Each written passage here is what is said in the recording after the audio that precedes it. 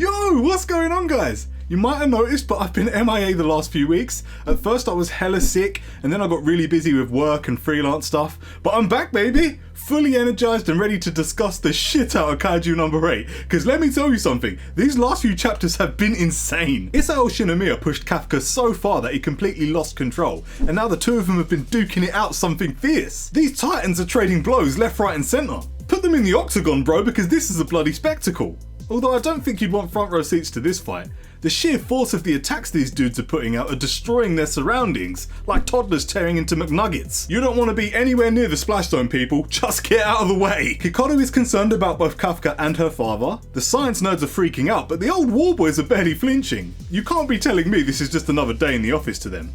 But with Kaiju number 8's power increasing beyond Isao's estimations, even they are starting to show signs of concern. Kafka is losing in this battle of wills between himself and the Kaiju inside. What the hell is he gonna do? Kaiju number 8 chapter 37 comes back with a bang and finally reaches a bloody conclusion. So let's go ahead and talk about it. But before we do that, you know the drill, people. Please do me a massive favour and hit the like and subscribe button down below, give the notification bell a slap so you don't miss an upload, and finally, play the intro.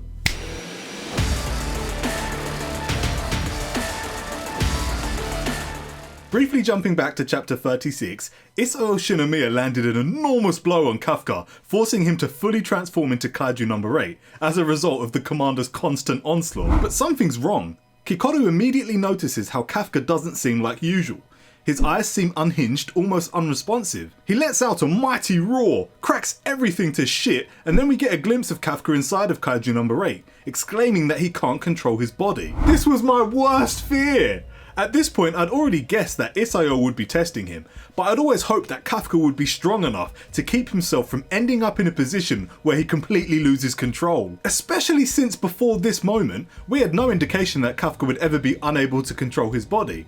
This can't end well for him now, at the very least it's not going to be easy. Right now, all he's doing with absolute certainty is proving that he's simply an uncontrollable and dangerous monster. That's when we see the little Kaiju bug thing again. This freaky little tapeworm is back. I wasn't expecting it to still be able to exert its own will, but here we are. The thing mutters a command to Kafka. Kaiju, kill. And then all hell breaks loose. Kaiju number 8 goes absolutely apeshit and unloads onto Isao, with complete disregard for his own body, breaking and bending his own limbs in order to keep up the attack. He even manages to separate his own poxy core and then regenerates from it behind the bloody commander. What? I'll tell you what though, Isao is barely missing a step. He's holding his own like a fucking champion, and I think I'm really starting to fall for this dude.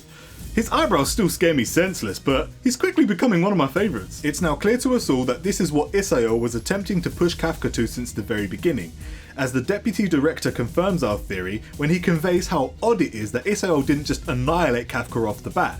He's 100% testing him.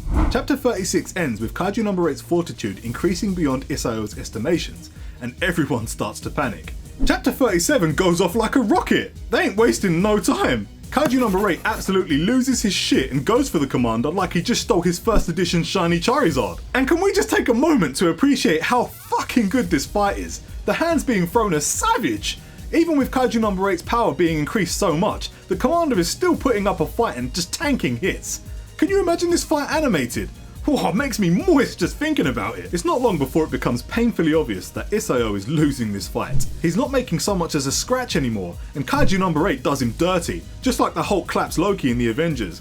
Kafka realises that if he doesn't do something soon, he'll be responsible for the death of the commander, or more importantly, the death of Kikoru's father.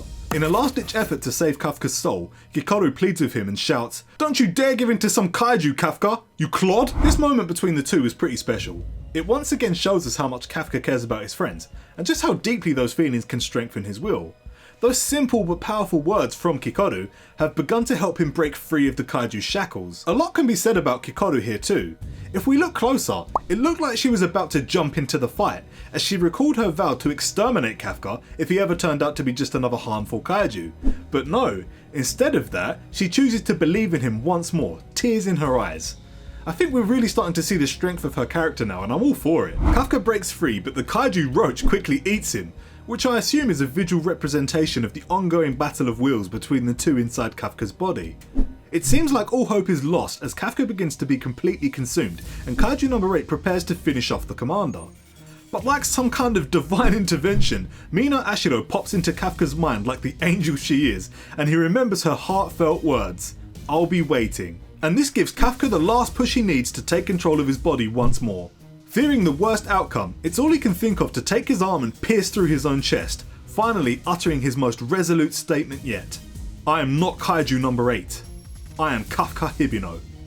What a bloody cliffhanger to leave us on. So much has happened over these last few chapters, it's been a whirlwind of action and emotions. The bug thing! The little kaiju bug thing! What is going on with this little shit? It's been obvious since the beginning that there was more to it because of the fact that it purposely sought out Kafka. And now it seems like the thing has it out for other kaiju. The way it utters the words "Kaiju kill" tells me that its entire purpose is to eradicate kaiju. Isao's use of the Kaiju number 2 suit and weapon means that he's essentially exuding the power and essence of a Daikaiju, which clearly triggered our friendly neighbourhood bedbug into a murderous frenzy. So what's up with that? The bug kaiju doesn't seem to display a lot of intelligence outside of what we've seen, so the idea that it's an anomaly working alone is a bit of a stretch for me to believe. To me, it's almost like he's been sent out with very clear instructions to find a host and proceed to eliminate kaiju. If that's the case, who in the name of Kaiju Ringworm sent it here? Has it come from some opposing kaiju faction yet to be revealed? Is it the work of this mystery country known for its kaiju to human experiments? Every chapter leaves me with more bloody questions and I love it. The way we're still being exposed to the exposition of this story is so damn good.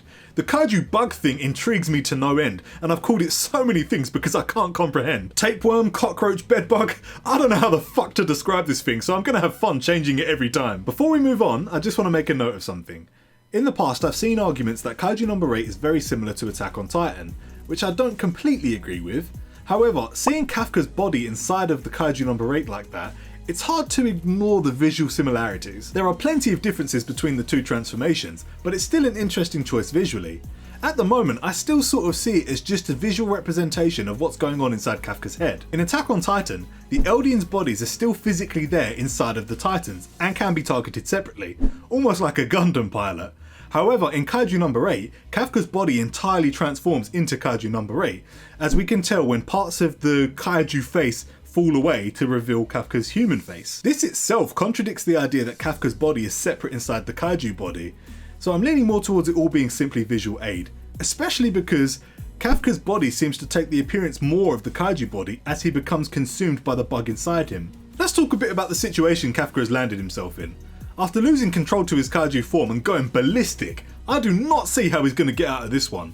Luckily, he's managed to regain control of his body and stopped himself from completely mangling Commander Isao. But what's next? Initially, my theory was that he'd be tested by Isao to ascertain the upper limits of his power and usefulness to the Force. But how the hell can they justify him losing control like that? Even if they conclude that he's not an immediate threat and decide to go ahead and use him as I originally thought, that noose around his neck is going to be much tighter. Forgetting all that for a minute, I'm genuinely just concerned about Kafka's health now. He was looking rough by the end of that exchange. This is clearly taking a heavy toll on his body, and not only was he battered by Isao, but he even uncontrollably injured himself multiple times. Regeneration aside, Kafka is suffering big time. What about long-term damage? We know the suits the Defense Force use can be taxing on their bodies, but what about Kafka? He could be shortening his lifespan every time he transforms for all we know. We've seen him say things like, "I'm not gonna last," or "I've overdone it" in some of his fights, so it's not a stretch to assume that he's really doing himself some harm. We've got a lot to think about before the next chapter drops, folks. Kafka's fate is still up in the air. Can you imagine if Reno and the others were here? How would they have reacted? Kikoru is stunned by what she's witnessed. I would have loved to have seen how Reno would have reacted to all of this. Let me know what you thought about the new discoveries over these recent chapters. I'd love to hear your thoughts. I've got some other kaiju related videos coming soon, so please stick around and look forward to those, but I've also got some other titles I want to talk about. For now, that's going to be it, Chief. Please subscribe if you want to see more from me chatting bear breeze about anime or manga or something. Laters.